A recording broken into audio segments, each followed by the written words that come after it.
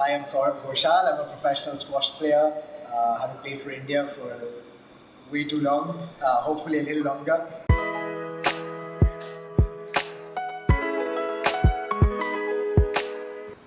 Yeah, like you said, these are like the marquee events which come around once in 4 years, and it's something that playing for India is a big privilege and an honor. And to be able to stand on the podium for India is the highest honor that you can possibly have.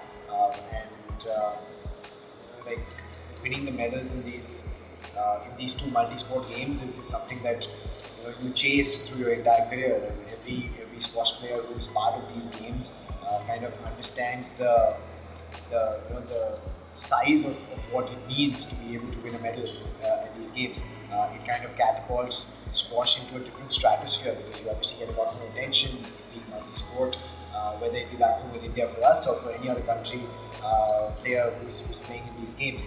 And like I said earlier, I'm just super grateful to have been able to play these many games because I've played a lot, and to be able to win at most of the games that I've gone to is something that will stay with me for a long time once I finish. And like everyone keeps telling me about the number of medals that I've won in the different games and the number of games that I've played. It's something that I hadn't actually like thought of or kept count of. It's more like it's coming from the outside, from people that I meet and the media and telling me.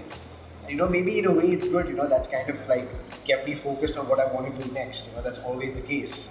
Like even with these Asian Games right now. Of course, I wanted to win 2 golds. Unfortunately, I fell short on the last day and winning silver in the individuals. But already thinking that what can I do next? Where is my career headed next, and what is the next goal for me to play for? Because I feel like if I think of all these things, then I lose sight of what I can possibly do in the future, and then I'm not going to be able to really perform at my very best and achieve the potential that I have inside me. And I think that's what's kept me going for all these years in my career.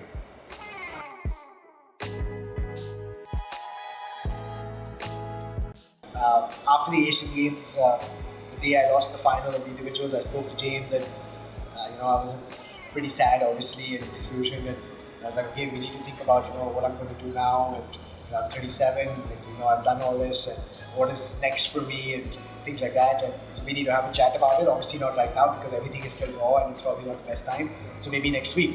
And all of last week and early this week, I've just been so busy with the IOC session and the felicitations with the Prime Minister and the Chief Minister and everything that we haven't had the time. So I messaged him last night saying that, okay, I'm back now and I have some time, so let me know when you're free to speak. And I woke up this morning and he's like, speak about what? What is there to speak about? The Olympics is there now. No, I haven't had a chat with him, but yeah, it's the Olympics is a big pull now, for sure. And it's something that everyone, like I said, is looking forward to. It's something that I have to sit down with my team and figure out. For me personally, if it is a reality and if it is a possibility. But yeah, it's great. Like I think a lot of people still can't believe it that we are in. We understand that we are in just for the LA Games right now, and we have to still work very hard to make sure that we do the sport in the right way through digitization and sustainability to show to the IOC and the subsequent organizing committees of the Olympics that it is a sport that deserves to stay in. But we are absolutely humbled in the IOC and the LA organizing committee. Believe that we are a sport that deserves to be in, and we hope that we will take this opportunity the best possible way to showcase what squash is all about on the biggest stage in the world, which is the Olympics.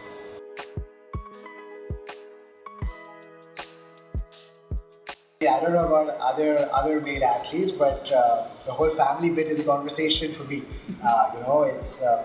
It is something that you want. It's something that will that is something that is more than just a squash court, right? It's about life, and having a family is not an easy job. Like anyone with a family will kind of like attest to. All these years, I've been all in with the squash. So it's something that I have to grapple with, something that I have to sit down with my wife and figure out, whether we as a family can make it work, over the next 5 years. it's not an easy call, easy decision. There will be, if it has to transpire, there will have to be a lot more effort. I don't want to use the word sacrifice, but a lot more sacrifice in terms of choices to be made. To how we want to go about it. A lot of time spent apart because that's just the way, that's the nature of the beast. So yeah, it's not easy to deal with.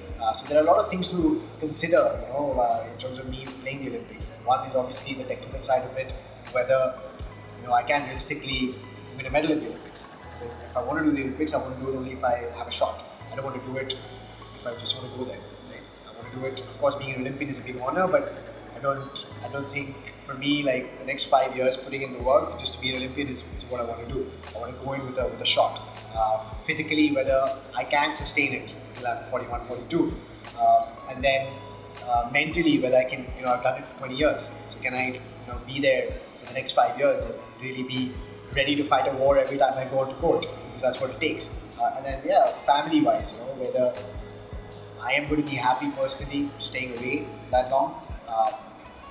As a family, are we going to be happy to be able to do it? So these are all considerations, and these are all considerations that I haven't gone through yet because I've just been so busy right now. And I don't know if I'm going to make that decision right now. It might be that I make that decision over the next few months because it is a big decision, and I think it's important to take your time and come to a decision with which you're going to be at peace with. There are obviously going to be pros and cons. If I do play, there are going to be, again, I don't want to use the word regrets. There are going to be certain regrets on other sides, like maybe the family. If I don't do it, then I know there's going to be a certain regret with me watching LA28 and thinking, I wish I was there and with a shot to win it. Proper catch-22. Yeah, it's a proper catch-22, in certain ways it's a win-win and in certain ways it's a lose-lose. So it's not a zero-sum game, but there are things that you have to deal with. But yeah, I mean, it's at least I'm in a position to make that decision for myself, and there are very few people in that position to be able to do it. So I need to be able to have perspective of that as well, and I know that even if I do decide to walk away before that, I've done everything I could to achieve whatever I wanted to for the most part, and I can be thankful and grateful and happy for the career that I've had. But if I do manage to go on and win a medal for India in LA, it would be the biggest thing at the end of my career, and it would be brilliant. So yeah, hopefully everything will work out and I will win the medal and I have this first great swan song. But if not, I'm still very happy with everything that I have. So yeah.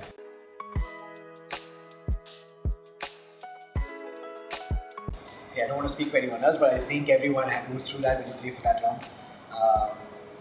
I think the closest I've come to doing that is probably in 2018.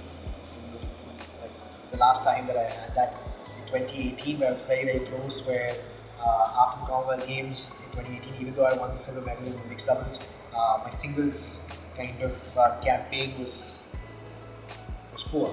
I went in with a realistic shot of winning a medal. I had trained very well, I prepared very well, but for whatever reason I didn't produce, and I lost my first match 11-9 in the fifth in Gold Coast, and that was very, very hard to take. That's one of my biggest losses in my career, and it took me a while to kind of get over that. I was very disillusioned for a long time, and I didn't know whether it was worth it to kind of go on and maybe just walk away and do something else in life. And then there have been a few other occasions, 2 or 3 other occasions through my entire career where I've been in that boat where it's been that severe. You go through phases where it's a little bit more, not as severe. You feel like maybe, but then after like a couple of weeks you feel like okay, let me get back on the horse again and do this. But I think that was the time when it took me a good couple of months, 2-3 months to really feel that okay, maybe I need to give it another shot, and I don't want to end on that note. And that's actually when I started. That summer of 2018 is when I started training with David Baum, and having that kind of new perspective and doing something new and challenging kind of got me back playing again and helped me get over that hump.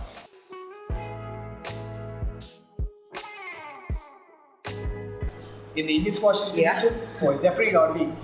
It's got to be one of the younger ones. I mean, Anahat and Tanvi and Abhay are like literally on their phone, trying to be, doing this reel and that reel, and I'm like, my God. Played along pretty well. Yeah, I know, but I'm like, man, this is the amount of effort I put in terms of my training. Well, I'm doing this for a reel. But they obviously do it really well, and I'm behind in the curve on that for sure. I have to.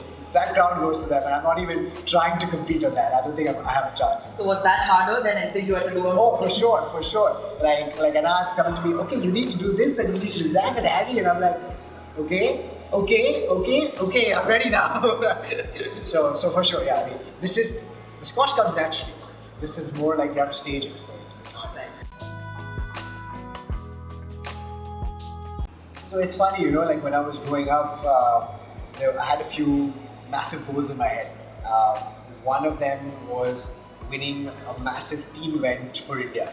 I had some other individual goals, but winning the team event was a big thing in my mind because I felt like if you were winning a team event, it meant that it wasn't just me, and there were others around me who were playing at a very high level. And that meant that Indian squash was really getting somewhere, and it wasn't just an individual kind of effort. And winning that 2014 gold medal at the Asian Games was the first time we had ever won a gold medal in a team event, whether it be at the Asian level or the world level. And to win it at the Asian Games, which is a massive thing, was huge. And we didn't go into that team event being one of the favorites to win it. And it took all of us playing at our very, very best to make that happen. So I think that in terms of Indian squash, that is a flexion point. There are certain flexion points that Indian squash has had. I think 2006, the individual bronze that I won, the first medal that we won, is a flexion point. Jyotsna and Deepika winning the Commonwealth Games women's doubles in 2014 in Glasgow is a flexion point. The 2014 team gold in Incheon is a flexion point. And possibly the 2022 Commonwealth Games individual medal for me last year is a flexion point. So I think it is something which is like a red letter day for Indian squash, and I think we've only gone from strength to strength from there, and the trajectory in which we've headed as a sport in the country has definitely looked up over the last decade, and we're going in the right direction.